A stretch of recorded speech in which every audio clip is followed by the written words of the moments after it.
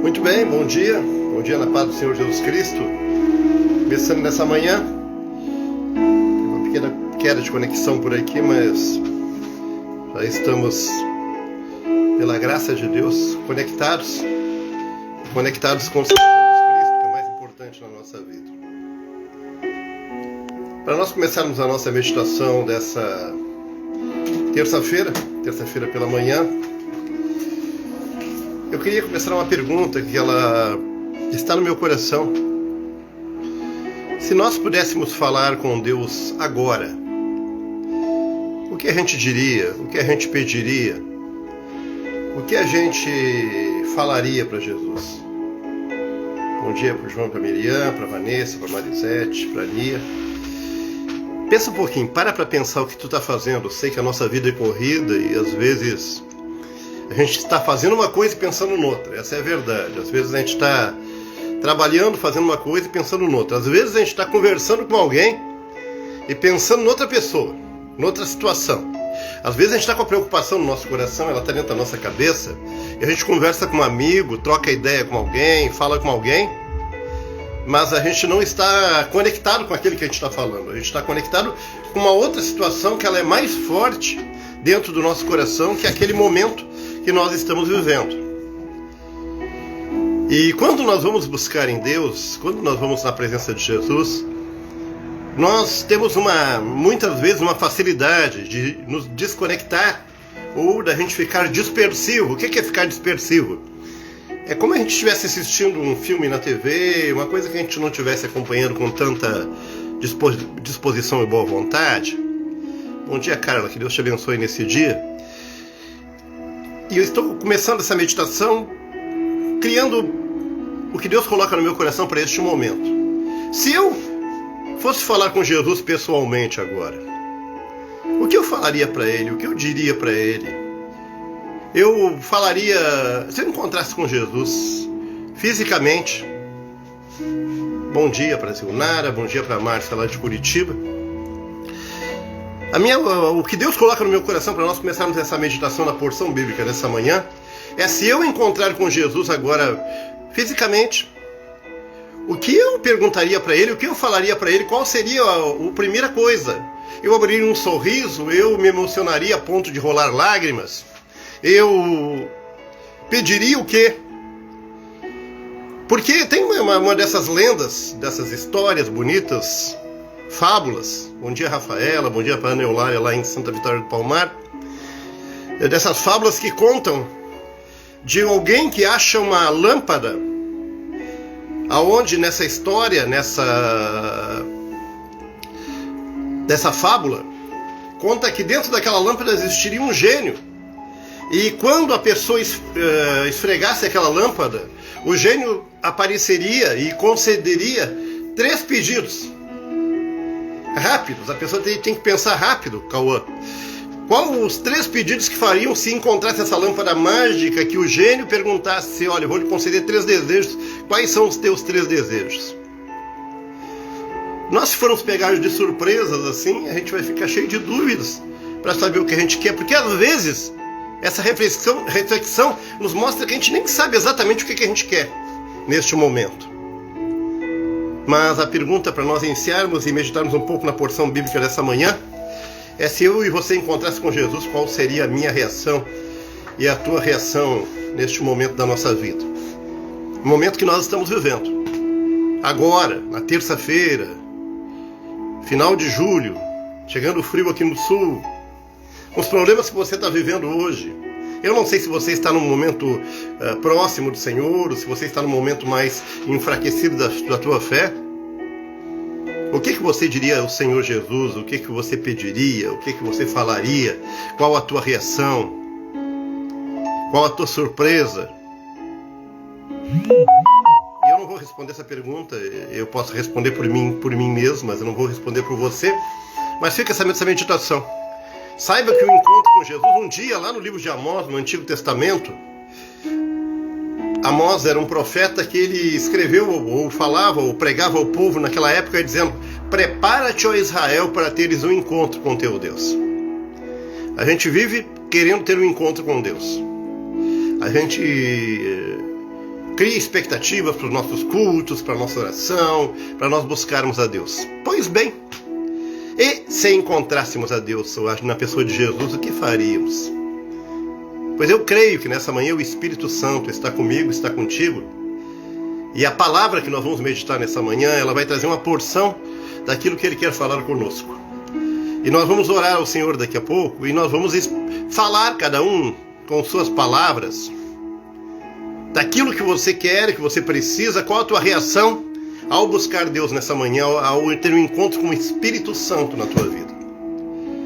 A gente tem vários encontros no nosso dia, na nossa semana, no nosso mês, e tem alguns encontros que são memoráveis, que são com pessoas importantes, que às vezes acontece só uma vez na vida, ou enfim, às vezes você marca com alguém, com um médico conceituado, difícil de conseguir a consulta, com uma autoridade, com alguém, e você guarda porque aquele momento é muito importante, é o único momento que você teve de se conectar com aquela pessoa. Jesus é o mais importante na nossa vida, o Espírito Santo é o principal na nossa vida, e o melhor, nós podemos nos conectar com Ele todos os dias e falar com Ele todos os dias, Axiele, independente do que as pessoas pensam de mim e de você. Você já parou para pensar o que Jesus tem pensado de mim e de você? Mais do que isso, o que você tem pensado dele? Qual é a tua concepção? Qual é na tua mente? Como se materializa a pessoa do Espírito Santo, a pessoa de Jesus Cristo na tua vida? Enquanto você não construir para você uma imagem real, enquanto você não construir para você, para fortalecer a tua fé, a figura do Espírito Santo clara na tua vida, nós teremos dificuldade de estabelecer uma fé firme e duradoura. Nós precisamos estabelecer uma imagem pura, cristalina, firme e imutável do Espírito Santo na nossa vida. Ele não muda a cada dia, ele é o mesmo ontem, hoje e será eternamente. Então nós precisamos, as pessoas com o passar dos anos, construíram imagens para lembrar de Jesus, para lembrar dos apóstolos e depois para lembrar de pessoas que eles chamavam de santos. E essas imagens ainda estão distribuídas nas igrejas católicas e outros segmentos. E as pessoas buscam essas imagens para, de alguma maneira, tentar se conectar a Deus, para materializar a imagem de Jesus na sua vida. Quão é importante nós termos essa imagem firme e real, não numa imagem de gesso, de madeira, ou numa fotografia, ou numa pintura, mas ela clara dentro do nosso coração, uma imagem profunda e clara. Bom dia, Jair. Quilômetro 68, que Deus te abençoe. Vamos ler a palavra de Deus então, 1 Timóteo capítulo 4. Lembrando que aqui são instruções de Paulo a Timóteo, instruções para aquele que estava sendo preparado ou exercendo o ministério de Jesus. E todos nós temos um ministério a exercer. Tá certo que às vezes a gente foge dele, né? Tá certo que Deus nos dá dons, nos dá ministério, e a gente arruma uns probleminhas daqui e dali e acaba fugindo da presença de Deus. Mas Ele sempre vai atrás de nós, porque Ele tem um plano e um projeto para a nossa vida. Eu espero que nessa manhã seja uma manhã de Jesus encontrar você e Ele ser claro na tua vida e firme, e que você, em meio a tantas preocupações do dia a dia que nós temos, que a presença de Jesus seja a principal e a nossa vida com Ele seja o principal. Vamos ler então 1 Timóteo 4. Aqui nessa passagem que tem 16 versículos, basicamente Paulo fala de 1 a 5, versículo 1 até o 5, da apostasia dos últimos tempos, e depois da fidelidade e da diligência no ministério. Eu vou falar um pouquinho sobre apostasia, o que é essa palavra, o que isso representa para nós e o cuidado que nós devemos ter, porque é algo que está presente no meio evangélico, no meio cristão, e vai estar sempre presente. A palavra nos fala que nos últimos dias ela será maior ainda. Então vamos ler um pouquinho. Diz lá, 1 Timóteo 4, o Espírito expressamente diz que em tempos posteriores alguns apostatarão da fé, dando ouvidos a espíritos enganadores e a doutrinas de demônios, pela hipocrisia de homens que falam mentiras e têm a sua própria consciência cauterizada, proibindo o casamento e ordenando a abstinência de alimentos que Deus criou para serem recebidos com ações de graças pelos que são fiéis e que conhece bem a verdade. Pois todas as coisas criadas por Deus são boas, e nada deve ser rejeitadas se é recebido com ação de graças, porque pela palavra de Deus e pela oração são santificadas. Expressamente diz que nos últimos tempos alguns apostatarão da fé. Apostasia acontecerá. O que essa palavra apostasia quer dizer?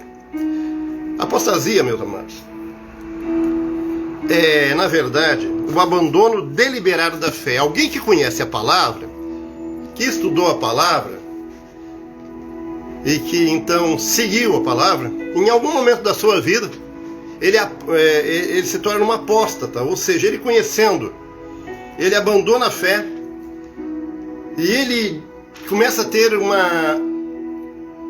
uma interpretação errada, ou ele distorce a palavra. Ele tem conhecimento da palavra, mas ele começa a usar o ensino, a doutrina, para proveito próprio, de alguma maneira, para dominar outras pessoas, porque tem pessoas que são dominadoras, tem pessoas que são... Não basta apenas... Elas têm uma necessidade de dominar outras pessoas. Dominar não no sentido de tornar servos, ou de tornar escravos, ou tornar... Mas dominar intelectualmente a vida de outras pessoas. E muitas vezes aquele que apóstata da fé, ele conhece a palavra, ele andou na palavra, mas em algum momento ele começa a usar essa palavra, ele começa a usar a verdade. O apóstolo é aquele que usa a verdade e usa de maneira distorcida a verdade. Então, na verdade, ele prega o que é correto, prega a palavra de Deus, mas usa o final dessa palavra, o objetivo final do uso da verdade, não é a salvação em Jesus Cristo, não é o que a Bíblia nos pede. O final, o resultado final do uso da verdade era para que haja um proveito próprio, quer seja financeiro, quer seja de reconhecimento, quer seja de autoafirmação. Então Paulo fala aqui que nos últimos dias, nos últimos tempos, já naquele tempo acontecia, alguns apostatarão da fé, dando ouvido à doutrina de demônios, e enganarão a muitos. Quando se fala em apóstata e herege, ou heresia e apostasia, são coisas diferentes. A apostasia é quando alguém usa a verdade, e ele prega a verdade, e quem ouve sabe que é a verdade, mas ele está usando aquela verdade a proveito próprio. E ele está pontuando a verdade, ou pegando os pontos que mais são, vamos dizer assim, favoráveis a ele naquele momento, e usam essa verdade para expressar uma vontade final, ou um desejo final que não é o de Jesus Cristo. A heresia é diferente. A heresia é uma pregação distorcida da palavra de Deus. A heresia ela é muito mais fácil de ser entendida, de ser identificada. Desculpe. A heresia ela é mais fácil de ser identificada. Quando alguém fala uma heresia e você conhece a palavra, você olha, poxa, isso aí não está fechando. Isso aí não é assim. Isso aí não pode ser dessa maneira. Circulou nessa semana nas redes sociais, enfim, um vídeo de um pastor, de um líder espiritual famoso do nosso estado, em que ele falava sobre aura espiritual, sobre chakras e outras tantas coisas que são ensinos de hinduísmo, são ensinos de espiritismo, e um pregador da palavra estava usando isso para ministrar. Então isso a gente entende que é heresia. Quando alguém erra em algum momento nas suas explanações e prega uma heresia, aquele que conhece a palavra, ele, poxa vida, isso aí está fora da curva, isso não tá fechando. Então a heresia ela é combatida pelo conhecimento da verdade. Quando eu conheço a verdade, eu combato a heresia, porque quando a heresia ela entra no meu ouvido, ela penetra no meu coração, ou ela entra na minha mente, eu conectado com o conhecimento da verdade, com o Espírito Santo, eu entendo que aquilo ali é uma heresia. E todos os dias nós podemos identificar heresias acontecendo, e nós temos que nos cuidar para não sermos hereges e andarmos de acordo com a palavra. Mas a apostasia ela é um pouco mais difícil de ser identificada, uma vez que é alguém colocando a verdade, pregando a verdade, só que a intenção dele não é boa. Você percebe? Você consegue entender isso? Então por isso Paulo falava para Timóteo o caminhar com Cristo e o crescer em Cristo e o ser usado no ministério ou levar a palavra ou receber a palavra, ela deve ser feita com um cuidado e com a presença do Espírito Santo. Com a consulta do Espírito Santo, o Espírito Santo é fundamental na tua vida, você olhar a palavra, olhar para Jesus Cristo e você examinar todas as coisas. Examinar tudo que você recebe na direção da palavra e do Espírito Santo. Ele diz que mas o Espírito Santo expressamente diz que em tempos finais alguns apostatarão da fé, dando ouvidos a espíritos enganadores e a doutrina de demônios, pela hipocrisia de homens que falam mentiras e têm a sua própria consciência cauterizada. A consciência cauterizada é quando eu prego uma mentira como se fosse verdade, eu crio aquela verdade para mim mesmo. E aqui fala que proibindo o casamento e ordenando a abstinência de alimentos que Deus criou para ser recebidos com ação de graça. Nunca, nos tempos do tempo de Jesus Cristo até agora, nunca se combateu tanto a família, nunca se colocou num segundo plano a instituição, o casamento, família, deixada para um segundo plano. Hoje as pessoas, elas estão dando muito pouca importância, ou são ensinadas, ou a mídia, ou a cultura do momento, nos mostram que um casamento entre um homem e uma mulher, formando uma família, e entendendo isso como sagrado, está cada vez mais difícil de ser olhado. E essa visão mundana, ela vai entrando na igreja, ela vai entrando no nosso convívio. E não é questão de ser tradicional, de ser fundamentalista. É que a palavra de Deus, ela não muda, meus amados, e ela não pode mudar para algumas coisas. Eu sei que as dificuldades no relacionamento conjugal, de formar família, cada dia são mais grandes. Mas não é porque as dificuldades são grandes que nós não vamos deixar de pregar a verdade e de buscar a verdade e de buscar o Espírito Santo para implementar essa verdade na nossa vida, na vida dos nossos filhos, das gerações que virão. Então, Paulo está escrevendo sobre isso, é um assunto um pouco pesado, mas nós estamos dentro dessa porção bíblica que fala sobre isso.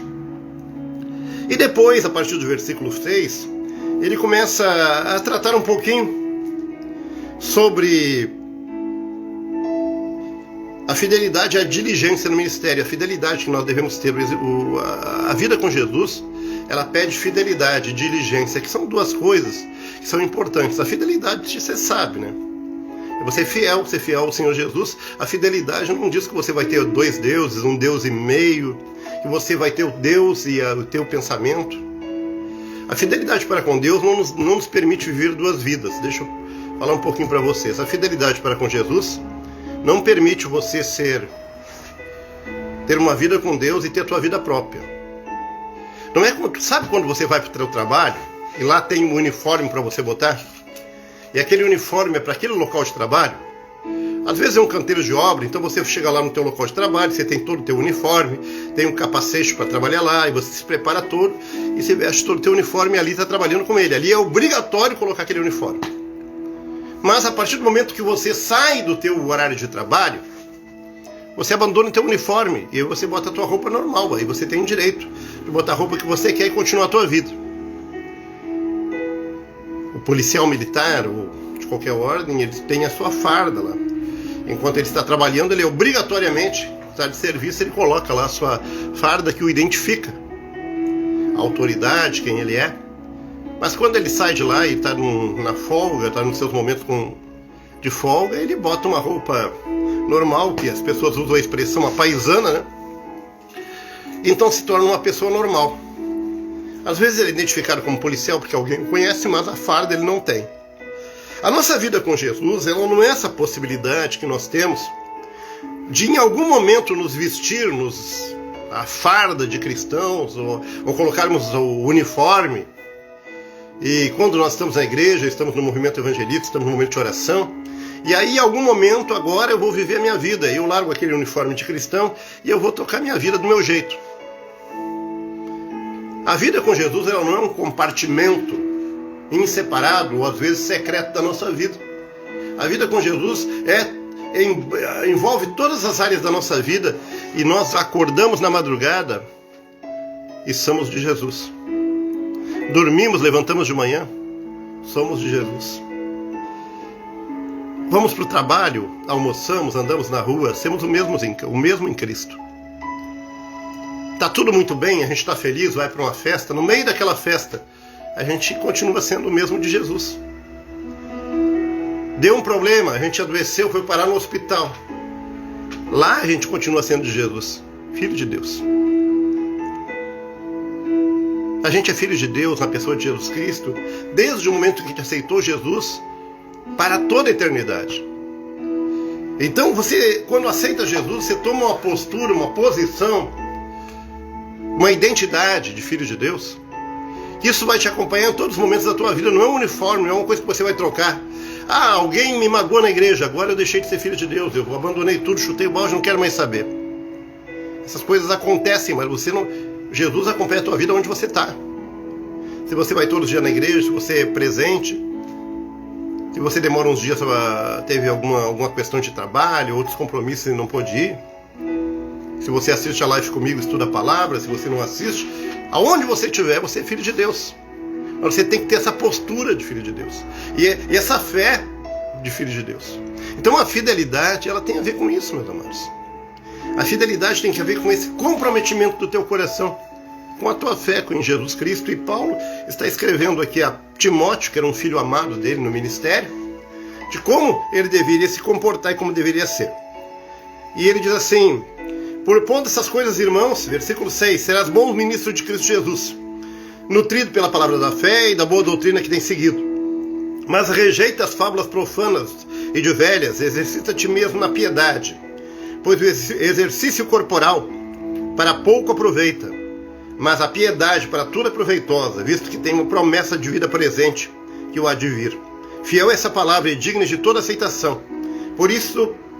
Para isso é que trabalhamos e lutamos, porque temos posto a nossa esperança no Deus vivo, que é o Salvador de todos os homens, especialmente dos que creem. Manda essas coisas e ensina-as. Ninguém despreze a tua mocidade, mas seja um exemplo para os fiéis, na palavra, no procedimento, no amor e na pureza. Até que eu vá, aplica-te na leitura, exortação e ensino. Não negligencie o dom que há em ti, que foi te dado por profecia, com a imposição das mãos do presbitério. E ocupa-te dessas coisas e dedica inteiramente a elas, para que teu progresso seja manifesto a todos. Eu vou parar aqui, meus amados. Exatamente no versículo 14. Ninguém negligencie o dom que há em ti. Deus te deu um dom. O Espírito Santo te deu esse dom na pessoa de Jesus Cristo. Deus te deu um chamado, te deu um dom, colocou na tua vida. E nós não podemos negligenciar o presente, porque dom é um presente, é uma ferramenta, é algo que Deus dá na nossa vida. Não negligencie o que Deus te deu. Não sei qual autoridade que você se move, mas você certamente sabe. E se você tem dúvida em relação a isso, deve buscar Deus em oração, para que você entenda qual é o teu chamado. E não negligencie. O que é negligenciar? É saber, é ter consciência e jogar de lado. Negligenciar não é aquela pessoa que não sabe, que não recebeu, que não tem certeza. Eu estou falando para aquelas pessoas que têm um chamado, têm uma certeza no coração, estão negligenciando o seu chamado. Esse é um tempo em que Paulo escreve para Timóteo e ele escreve para mim e para você: não negligencies o teu dom, o teu chamado, mas te torna, na tua mocidade, um exemplo a todos que te observam, a todos que estão à tua volta. A carta de Paulo a Timóteo, nós estamos no 4º capítulo, ela vai tratar muito da maneira de nós respondermos ao Evangelho, de respondermos a Jesus, de nós, com as nossas reações, com nossos atos e ações, levarmos esse Evangelho. Então nessa manhã nós vamos orar por aquilo que nós meditamos, de como nós estamos respondendo a Deus na nossa vida, e que nós devemos falar com Deus agora, e nos dizer para o Senhor agora como nós estamos, e o que nós queremos, o que nós pedimos, e entender que Ele está conosco todos os dias, que a apostasia é alguém que usa a verdade, ele não distorce a verdade, ele prega a verdade a proveito próprio. Eu vou dar um exemplo rápido para que você entenda essa questão, porque eu gosto de deixar que a mensagem seja bem clara e não deixe dúvidas. Eu sou pastor. Eu pego a palavra e vou usar a obrigação do dízimo, sendo eu pastor. É a verdade, a palavra nos diz que os dízimos, ofertas são bíblicos. Se eu pregar essa palavra e forçar essa palavra, que é uma verdade bíblica, mas estar preocupado em trazer um favor para mim, ou seja, eu estou interessado porque eu vou administrar esse dízimo, e ele vai vir para meu benefício. E eu usar isso, embora pregando a verdade, mas o resultado, a intenção dessa verdade seja meu favorecimento, isto está errado. Então muitas vezes as pessoas podem pregar a verdade, muitas vezes as pessoas te jogam algumas palavras para cima de ti que são verdades. Quem é que alguma vez alguém não te perguntou, olha, você está fazendo tal coisa? Deus está vendo. As pessoas te cobram a verdade quando é favorável a elas. Muitas vezes, por exemplo, no relacionamento conjugal, ele não está fazendo a sua parte, não está colaborando, está tornando o relacionamento conjugal difícil. Totalmente difícil, quase que insuportável. Aí a outra pessoa cristã também, ela assim, olha, eu não quero mais saber, eu vou desistir, eu cansei, eu vou embora. E aí aquela outra pessoa vai dizer assim, ah é? Tu sabe que a Bíblia diz que não pode você se separar. Ah é? Deus está vendo, tu vai me abandonar. Tu vai me abandonar, Deus está vendo. Ou seja, é uma verdade o que ela está falando, mas ela está usando aquela verdade e está puxando a Deus para o lado dela para, de alguma maneira, pressionar a outra pessoa. E quando se usa a verdade apenas com interesse próprio, essa verdade ela não é sadia, ela não é boa. Não sei se estou me tornando claro. Estou tentando me tornar o mais claro possível.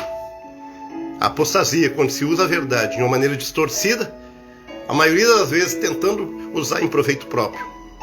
Então a pessoa que é apóstata, ele não vai se desviar. A pessoa que é apóstata, ele não vai abandonar a igreja.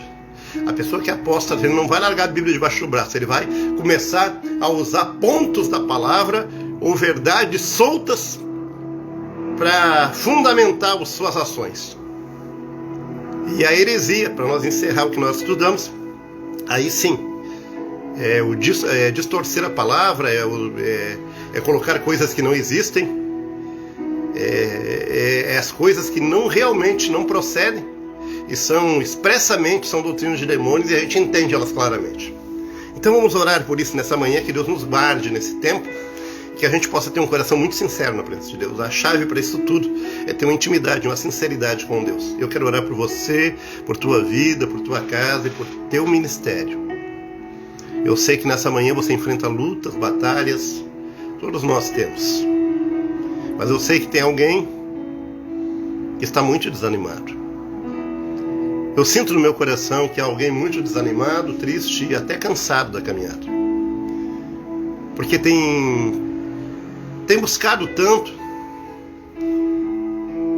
e parece que as coisas não estão entrando, nunca entram nos eixos, nunca se acertam.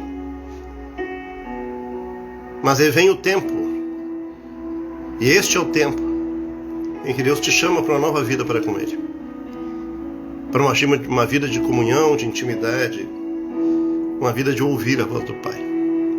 Senhor, eu te agradeço por essa manhã, que o derramar do Teu Espírito Santo recaia sobre cada família, lar, casa, ministério, aonde ouvimos o capítulo 4, ou lemos o capítulo 4 de 1 Timóteo, que fala de apostasia, fala de heresias, fala também de fidelidade e diligência para nós vivermos para contigo.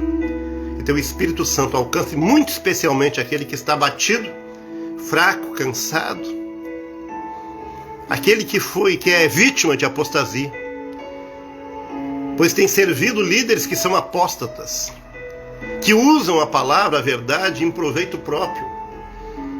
E quando nós estamos vítimas, meu Pai, da apostasia, nós estamos sendo explorados por alguém que usa a verdade.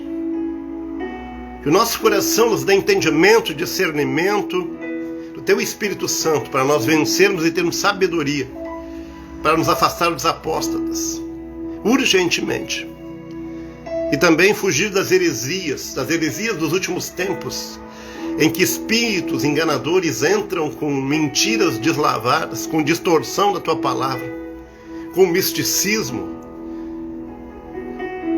com preceitos de todas as ordens no meio do teu povo. Guarda aqueles que são teus filhos, fortalece a vida de cada um. Então não deixe, Senhor Jesus, que nenhum negligencie o dom que Deus tem colocado na sua vida. Que o teu poder e a tua graça guarde cada um, com cura, com milagre, com libertação e com provisão financeira. Eu declaro portas abertas nesses dias, em nome de Jesus. Senhor, nós agradecemos então a conexão de cada um nessa manhã. Amanhã, 11h30 da manhã, a gente vai meditar no capítulo 5 de 1 Timóteo. A nossa movimentação da nossa igreja, para quem frequenta conosco aqui em Rio Grande, Pelotas, Santa Vitória, Vila da Quinta.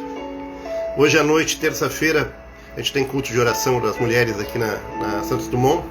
Quarta-feira, a gente tem culto amanhã na Vila da Quinta, às 8h30. E quinta-feira, às 8 horas da noite, a gente tem um culto muito especial aqui na Santos Dumont. O apóstolo Marcos Fernando vai estar conosco. E quem quiser participar deste culto, devido à limitação de espaço que nós temos, entre em contato comigo para que você possa reservar o teu lugar. Que Deus te abençoe com uma grande semana, guarde a tua vida, o teu lar, o teu coração, que seja algo sobrenatural, que você possa falar com Deus muito mais seguido do que você tem falado, que você possa buscar a Jesus e abrir o coração para Ele muitas vezes na tua vida, e você será grandemente abençoado.